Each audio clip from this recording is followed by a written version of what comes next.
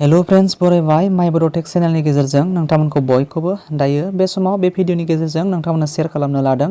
जे national family benefit scheme जायनाखि 20,000 नोंथांमोना जायनाखि रेशन कार्ड होल्डार एबा प्राइमारि नोंथांमोना आर्निं खालामग्रा जा नखरनि हेड फेमिलि रेशन कार्डआव मुं थानाय नोंथाङा जुदि थैयोब्ला बिनि मुङाव नोंथांमोना जायनाखि रिलेशनशिप रेशन कार्डआव नाम थानाय मुं थानाय बा जायनाखि थैनायनि रिलेशनशिप बे स्किमखौ नोंथांमोना एप्लाइ खालामनो हानाय जायोमोन सिगाङाव नोंथांमोना आपडेट मोनदोंमोन बिनि सायावनो नोंथांमोना गोबांथार माखासे वाइट खालामदोंमोन जे बिनि फुल एप्लाइ प्रसेस नांगौ होननानै नाथाय गोबांथार समनि असुबिदानि थाखाय नोंथांमोना बे भिडिअखौ लाबोनो हानाय जायाखैमोन दायो नोंथांमोना बे भिडिअनि गेजेरजों A to Z apply process एबा बिनि गासैबो इन्टारफेसफोरखौ नोंथांमोना नुनो मोनगोन बिनि एप्लाइखौ जोङो अफलाइन मड आरो अनलाइन मडजोंबो जोङो मोननैबो मडजों एप्लाइ खालामनो हानाय जायो नाथाय अफिसियेलि हिसाबै बांसिनै नोंथांमोना अफलाइनजों एप्लाइ खालामोबा मोजां बिनिफ्राय अनलाइनजोंबो जों एप्लाइ खालामनो हायो बिनि स्टेपखौबो नोंथांमोना दिन्थिगोन नोंथांमोना जोबजासिम नाय अब्लानो गासैबो नोंथांमोना नुनो मोनगोन एबा बुजिनानै मोननाय जागोन आरो गावनो मबाइलनि गेजेरजों एप्लाइ खालामनो हानाय जागोन बेनिखायनो आसा खालामबाय नोंथांमोना गासैबो भिडिअखौ जोबजासिम नायगोन लोगोसे नोंथांनिसिम फिसा रिक्वेस्ट खालामबाय चेनेलाव जुदि गोदानबा साबस्क्राइब खालाम लाइक खालाम हाजासे शेयार खालाम जाहाथे नोंथांनि गुबुन लोगोआबो नोंथांनिफ्राय मदद मोननो हानाय बायदि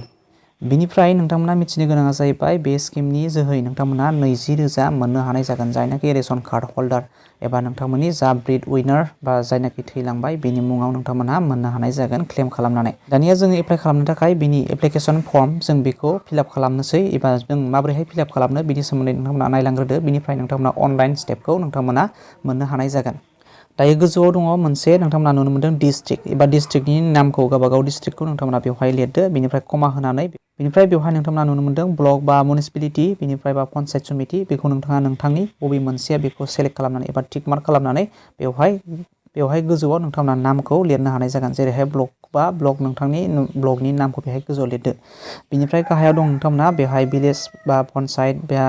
नोंथांनि हाउस नं बेफोरबायदि वार्ड नं बेफोरखौ नोंथांमोना नुनो मोनदों मोनसे नोंथांमोना टिक मार्क खालामनानै पन्चायतआव टिक मार्क खालामदो बा नोंथांनि भिसिलिटिनि नामखौ बेवहाय लिरनो हागोन बा पन्चायतनि नामखौ लिरनो हानाय जागोन बिनिफ्राय एप्लिकेन्टनि बेहाय गासैबो डिटेल्सखौ होनो नांगोन बिनिफ्राय 1 नाम्बाराव दङ नोंथांमोना जायनाखि एप्लाइ खालामगोन नोंथांनि एप्लिकेन्टनि नामखौ बेवहाय होनांगोन बिनिफ्राय एप्लिकेन्टनि बेवहाय फादार्स एबा हासबेन्डनि नामखौ नोंथांमोना जुदि हिन्जावब्ला जुदि हासबेन्ड दङब्ला हासबेन्डनि नामखौ जुदि हिन्जावब्ला बेवहाय होनांगोन बिनिफ्राय फुल एड्रेस भिलेजनिफ्राय लानानै बेवहाय पस्ट अफिस बेहाय गासैबो नोंथांमोना डिटेल्सखौ बेवहाय एड्रेस हिसाबै होनांगोन बिनिफ्राय 4 नाम्बाराव दङ केटेगरि हिसाबै नोंथांमोना जायनाखि सोरबा लेन्डलेस दङब्लाबो नोंथांमोना एप्लाइ खालामनो हायो बिनिफ्राय हेन्डिकेप दंब्लाबो बेखौ हायो बिनिफ्राय जोंहा एसटि बा एसटि बेखौ टिक मार्क होदो बिनिफ्राय बेवहाय लिरदो बिनिफ्राय 5 नाम्बाराव दङ एप्लिकेन्टनि एज नोंथांमोना बेवहाय एज केलकुलेसन खालामनानै नोंथांमोना एजखौ बेवहाय लिरनांगोन बेसेबां बैसोनि जाखो एबा बेसेबां बोसोर जाखो नोंथांमोना जायनाखि नोंथांमोना एप्लाइ खालामगोन बे एप्लाइ खालामनाय समनिफ्राय केलकुलेसन खालामनानै बेवहाय होनो नांगोन बिनिफ्राय आइडेन्टिफिकेसन मार्क 6 नाम्बाराव दङ आइडेन्टिफिकेसन मार्क जायनाखि केन्डिडेटनि मोनसे आइडेन्टिफिकेसन मार्क नोंथांमोना बेवहाय लिरनो हागोन जे सोरनाबा जेरैहाय सबाय बिमा थायो मोखाङाव थायो बा आखायाव थायो बेफोरबायदिखौ नोंथांमोना मार्क हिसाबै बेवहाय लिरनो नांगोन बिनिफ्राय 7 नाम्बाराव दङ मा होनना बुंदों जायनाखि थैलांबाय जायनाखि रेशन कार्ड होल्डार थैलांनायनि मुंखौ बेवहाय नोंथाङा होनांगोन बिनिफ्राय थैनायनि एजखौ नोंथाङा बेवहाय केलकुलेसन खालामनानै होनांगोन बिनिफ्राय डेट जायनाखि समाव थैदोंमोन जि समाव थैदोंमोन बे थैनायनि डेटनि समखौ बेवहाय होनांगोन बिनिफ्राय 10 नाम्बाराव दङ कज अफ डेथ बेवहाय थैनायनि जाहोन एनि रिजन नोंथांमोना जि रिजनाव थैदों मानि थाखाय थैदों बे रिजनखौ नोंथांमोना बेवहाय होनो नांगोन बिनिफ्राय 11 नाम्बाराव दङ माखासे मोनथामसो स्टेटमेन्ट दङ बिनि थाखाय एग्रि हिसाबै नोंथांमोना बेवहाय जायनाखि केन्डिडेट नोंथाङा बेवहाय सिगनेचार होनो नांगोन फुल सिगनेचार बेनिफ्राय जुदि लिरनो रोङाब्लाबो बेखौ क्लेम खालामनो हानाय जायो बिनिफ्राय प्लेस लिरदो डेट लिरदो नोंथांनि जायनाखि एप्लिकेसन फिलआप खालामदों बे समाव एबा नोंथाङा जानाखि समाव एप्लाइ खालामगोन एबा जमा होगोन बेहाय नोंथांमोना बेवहाय डेटखौ होनो हायो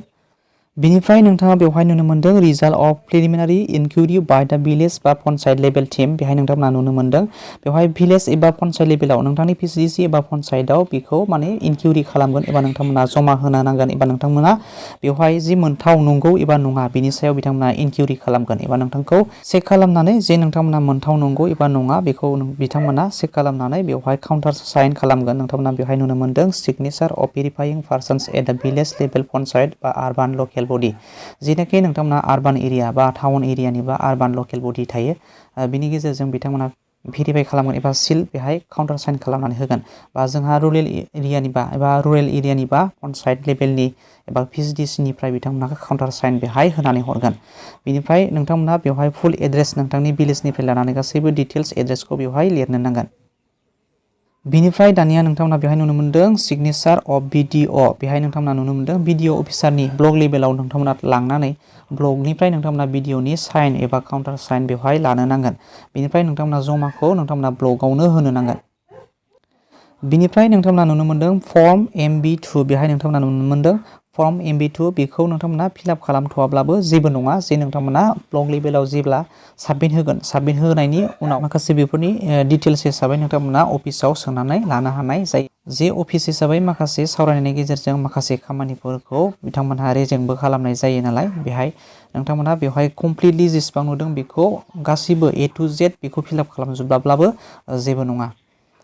बिनिफ्राय जोङो अनलाइननि गेजेरजों माबोरैहाय एप्लाइ खालामनो हायो जों बेखौबो जों नायनोसै बे भिडिअनि गेजेरजोंनो नोंथांमोना मोननो हागोन नोंथांमोना जोबजासिम नायदो जोङो अनलाइननि गेजेरजों एप्लाइ खालामनोब्ला नोंथाङा जायखिजाया मोनसे ब्राउजार लादो बा आङो क्रमखौ लाबाय बेनिफ्राय नोंथांमोना बेवहाय उमां टाइप खालामनानै हो उमां टाइप खालामदो जायखिजाया नोंथाङा ब्राउजाराव उमां टाइप खालामनानै सार्च खालामनानै होदो दायो जोङो सार्च खालामोब्ला बेबायदि मोनसे गोदान लिंक मोननो हाबाय जोङो इन्टारफेसआ बेबायदि जाबाय नोंथांमोना बेवहाय क्लिक खालामनानै होदो दायो आं क्लिक खालामबाय दायो जोङो बेवहाय उमां टाइप खालामनानै सार्च खालामोब्ला जोङो लिंक जा मोनदोंमोन बे लिंकआव क्लिक खालामनानै जों बेबायदि इन्टारफेस मोननो हानाय जाबाय बिनिफ्राय नोंथांमोनहा मोनसे खामानिबो मावनो हायो जे नोंथांमोना जाय स्किमखौ नायदोंमोन जे माइ स्किम पर्टेलनि सिङावबो नोंथांमोना नायनो हायो जेराव आं सिगाङाव दिन्थिदोंमोन बे माइ स्किमावबो लिंक दंखायो जे उमां बे पर्टेलनि सिङाव जों हाबनो हानाय मोनसे लिंक मोननो हानाय जायो माइ स्किमनि सिङावबो बेनिफ्राय नोंथांमोना आरोबाव प्ले स्ट'रनि गेजेरजोंबो नोंथांमोना बे उमां एपखौ लानो हानाय जायो जायनाखि उमां बेयो मोनसे अलरेडि एपबो दङ एक्सट्रा बे उमां एपखौ लानानै नोंथांमोना बे एपनि गेजेरजोंबो एप्लाइ खालामनो हानाय जायो जे जोङो जायखिजाया ब्राउजारनि गेजेरजोंबो जों बे उमां पर्टेलनि सिङाव जों हाबनो हानाय जायो दायो जोङो बे पर्टेलाव हाबफैबाय जोङो बेनि गेजेरजों एप्लाइ खालामगोन दानिया जोङो गासैबो इन्टारफेसखौ जोङो खुलायै नुनो हाजोबनाय बायदि जोङो बेवहाय डेस्कटप साइटआव नोंथांमोना क्लिक खालामनानै लादो दायो आंना अलरेडि डेस्कटप साइटआव दंखायो दानिया जोङो उमांनि इन्टारफेसफोरा बेफोरबायदि नाय नोंथांमोना गासैबो बेवहाय गोबांथार माखासे स्किम जोङो सेन्ट्रेलनिफ्राय लानानै जों बा स्टेट बाय स्टेट गासैनि माखासे डिटेल्स स्किमनि एबाउट स्किमनि डिटेल्सफोरखौ जों बाव मोनजोबनो हानाय जायो आरो जोङो बेखौ एप्लाइ खालामनो हानायबो गोबां चान्सेसफोर दङ दानिया जोङो गोजौआव मोनसे राइट कर्नार जों बेहाय सार्च बाटन नुनो मोनदों बेहाय जोङो टाइप खालामनानै हो जाय फेमिलि बेनिफिट स्किम बेफोरबायदि दानिया नोंथांमोना सार्च खालामनानै होदो जोङो दसे सम नेयोब्ला जोङो सार्च खालामनायनि उनाव जों गाहायथाराव बेबायदि मोनसे नुनो मोनबाय इन्टारफेस नुनो मोनबाय गाहायथाराव फैथारदो जोङो बेवहाय मिनिस्ट्रि अफ बेवहाय रुरेल डेभेलपमेन्ट नुनो मोनदों ना बेहाय नेशनेल फेमिलि बेनिफिट स्किम बिदि नोंथाङा बेवहाय क्लिक खालामनानै होदो दायो जों क्लिक खालामोबा बेबायदि नोंथांमोना गोदान मोनसे इन्टारफेस नुनो मोनबाय बेवहाय नोंथांमोना नुनो मोनदों जे बेवहाय नेशनेल फेमिलि बेनिफिट स्किम नोंथांमोना नुनो मोनदों बेनि गासैबो क्राइटेरिया डिटेल्स नोंथांमोना गासैबो मोनजोबगोन A to Z बे स्किम्सनि सोमोन्दै गासैबो नोंथांमोना बेखौ सिगाङाव जानाखि जोङो बिनि माखासे डिटेल्सखौ जों मोननो हानाय जादोंमोन थिग बेखौ गासैबो बेवहायबो बे उमां पर्टेलनि सिङावबो जों बेखौ डिटेल्स गासैबो मोनजोबनो हानाय जायो बेनिफ्राय जोङो क्राइटेरिया हिसाबै जोङो माया गोरोबथावो बेखौबो नोंथांमोना बेवहाय खेबसे नायनानै लानो हाबावगोन बेनिफ्राय एप्लिकेसन प्रसेस होननानै बुङोबा जों बेवहाय नोंथांमोना नुनो मोनदों अफलाइननि गेजेरजोंबो जों खालामनो हायो बेनिफ्राय अनलाइननि गेजेरजों जों खालामनो हायो दानिया जों अनलाइननि गेजेरजों जों नायगोन दानिया बेवहाय डकुमेन्ट्सनि माखासे रिक्वायारमेन्ट जों मा गोनांथि जायो बेखौबो नोंथांमोना बेवहाय नायनानै लानो हाबाय आरोबाव फिन खनसेबाव जायनि सायाव नोंथांमोना क्लेम खालामगोन जायनाखि थैनाय जा ब्रिड वाइनार बिथांनि गासैबो बेहाय डिटेल्सआ बेहाय होखानाय बेनिफ्राय जायनाखि एप्लाइ खालामगोन एबा एप्लिकेन्टनि बेहाय दा गासैबो डकुमेन्ट्सनि गोनांथिया बेवहाय मेनसन दङ दानिया नोंथाङा बेहाय एप्लाइआव क्लिक खालामनानै होयोब्लानो जोङो एप्लाइ खालामनो हानाय जागोन नाथाय जोङो जुदि उमां पर्टेलाव जुदि नोंथाङा रेजिस्टार खालामाखैब्ला नोंथाङा बेहाय एप्लाइआव क्लिक खालामब्लाबो बियो कामिं सुनसो जागोन आरोना नोंथांमोना बेहाय एप्लाइ खालामनो हाथ'नाय नङा बेनिखायनो अब्ला जोङो मा खालामनांगौ जों गाहायाव नुनो मोनदों जे बेवहाय अनलाइनाव क्लिक खनसे खालामनानै होदो बेनिफ्राय जों बेवहाय लिंक मोनसे नुनो मोनदों बे लिंकआव हाबनानै एबा जोङो उमां पर्टेलनि सिङाव खनसेबाव फिन हाबनानै बेवहाय जों रेजिस्टार खालामनानै लाग्रोनांगोन दायो जोङो बेबायदि मोनसे इन्टारफेस मोनबाय। जुदि नोंथाङा डाइरेक्ट उमांनि पर्टेलनि सिङाव हाबोब्ला नोंथांमोना बेबायदि मोनसे इन्टारफेस मोनगोन। आङो डिटेल्स गुदिनिफ्राय दिन्थिजोबदों। जों माबायदि प्रब्लेम जानो हागौ बेखौ आं नोंथांमोननो मिथिनो हानाय एबा बुजिनो हानाय बायदि बेवहाय दिन्थिजोबनाय जादों। दायो जोङो बेबायदि इन्टारफेस मोनोब्ला जोङो बेवहाय लगइन खालामनानै जोङो बे पर्टेलनि सिङाव हाबनो हागोन आरो जोङो एप्लाइ खालामनो हानाय जागोन। बेवहाय नोंथांमोना OTPनि गेजेरजोंबो लगइन खालामनो हागोन। बेनिफ्राय नोंथांमोना MPI पिन जोङो पासवार्ड जोङो क्रिएट खालामनानैबो जों बेखौ लगइन खालामनो हानाय जायो। दायो आंना अलरेडि रेजिस्टार जाखानाय नालाय जोङो बेवहाय मबाइल नाम्बार आरो बेनिफ्राय MPI पिन एबा बे पासवार्डखौ होनानै जोङो लगइन खालामनो हागोन। दानिया जुदि नोंथाङा रेजिस्टार खालामाखैब्ला गाहायाव नोंथांमोना नायदो बेवहाय रेजिस्टार हियार अपसन नुनो मोनदों। बे रेजिस्टार हियार अपसनाव नोंथाङा क्लिक खालामनानै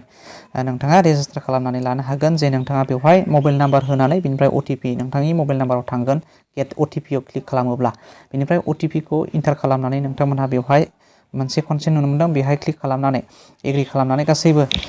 पासवार्ड गोदान नोंथांमोना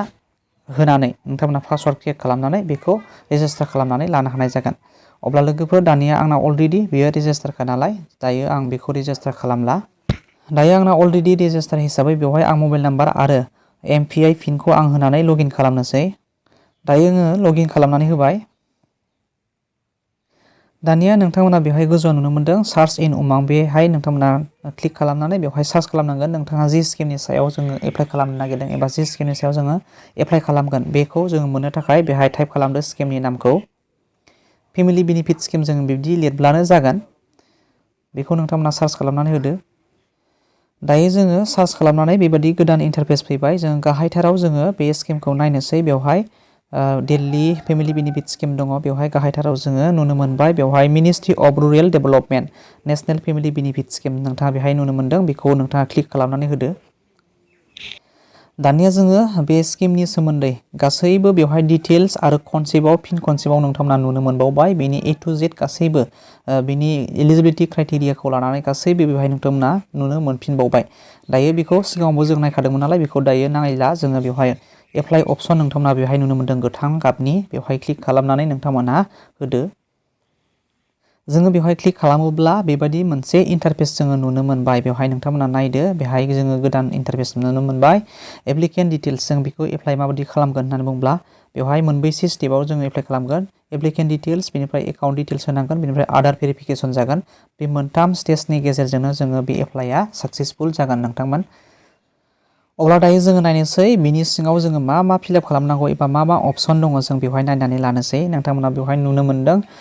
स्किम नेम। बेवहाय क्लिक खालामोब्लानो स्किमा गुबुन गुबुन स्किमफोर दङ। पेन्सन स्किम मा स्किम गोबांथार दङ नालाय बेहाय क्लिक खालामनानै नोंथाङा नोंथांनि स्किमखौ सेलेक्ट खालामगोन। बेनिफ्राय स्टेट डिस्ट्रिक्ट सेलेक्ट खालामगोन। बेनिफ्राय नोंथांनि ग्राम पन्सायत बेखौ सेलेक्ट खालामगोन। बेनिफ्राय साब डिस्ट्रिक्ट बा मिउनिसिपाल एरिया बेखौ नोंथाङा सेलेक्ट खालामगोन। बेनिफ्राय नोंथांमोना एरिया बेनिफ्राय भिलेज बेनिफ्राय हेबिटेशन्स बेनिफ्राय नेम बेफोरखौ नोंथाङा सेलेक्ट खालामगोन एबा नोंथाङा नेमफोरखौ बेहाय टाइप खालामनानै होगोन। बिनिफ्राय नोंथांमोना गाहायाव जिनाखि स्टार मार्कनि जा मेन्ट'डरि नुनो मोनदों बेफोरखौ गासैबो नोंथांमोना फिलआप खालामनांगोन एबा नोंथांमोना होनो नांगोन। हासबेन्ड बा फादार्सनि नेम जेन्डार्स बा डेट अफ बार्थ बेनिफ्राय एज बेनिफ्राय कास्ट बेनि एड्रेस डिटेल्स नोंथांमोना होनो नांगोन। बेनिफ्राय नोंथांमोननि पिन कड नोंथांमोना बेवहाय होगोन। बेनिफ्राय गासैबो बे इन्टारफेसआ कमप्लिट जायोबा नोंथांमोना बेहाय नेक्स्ट अपसन नुनो मोनदों। बेयो गोथां गाबनि जागोन। बेहाय नोंथांमोना क्लिक खालामनानै होगोन। बेनिफ्राय गोदान नोंथांनि पेजआ बारलांगोन एकाउन्ट डिटेल्सआव। एकाउन्ट डिटेल्सआव बारनानै नोंथांमोना बिनि उनाव गासैबो फिलआप खालामखांनायनि उनाव नोंथांमोना बेहाय आधार भेरिफिकेसन एबा आधारनि डिटेल्स होगोन। बेनिफ्राय नोंथांमोना फाइनालि साबमिट खालामनो हानाय जागोन। दायो लोगोफोर भिडिअआ जोबोद गोलाव जागोन। बेनि थाखायनो नोंथांमोननिसिम नेक्स्ट भिडिअ लाबोगोन। नोंथांमोननो A to Z full process नोंथांमोना फार्स्टनिफ्राय माबोरैहाय फिलआप खालामनांगौ बेनिफ्राय नेक्स्ट जोङो बारनानै मा इन्टारफेस मोननो हायो जों बेखौ स्टेप बाय स्टेप आरोबाव नोंथांमोना गोदान भिडिअनि गेजेरजों बेखौ कमप्लिट खालामनो हानाय जागोन। नोंथांमोना बेखिनिसिम नोंथांमोना बुजिनानै लानो हाबाय। नोंथांमोना गावनो गावनि मबाइलनि गेजेरजों बे पेजसिम जोङो हाबनो हाखासिगोन एबा नोंथांमोना बेहाय गावनो खालामनानै नायनो हाखासिगोन। बेयो इजि स्टेप नोंथांमोन। अब्ला लोगोफोर नोंथांमोना जानो हागौ निस्सय बुजिबाय। Thank you for watching. Bye bye. उननि भिडिअआव लोगो मोनफिनगोन।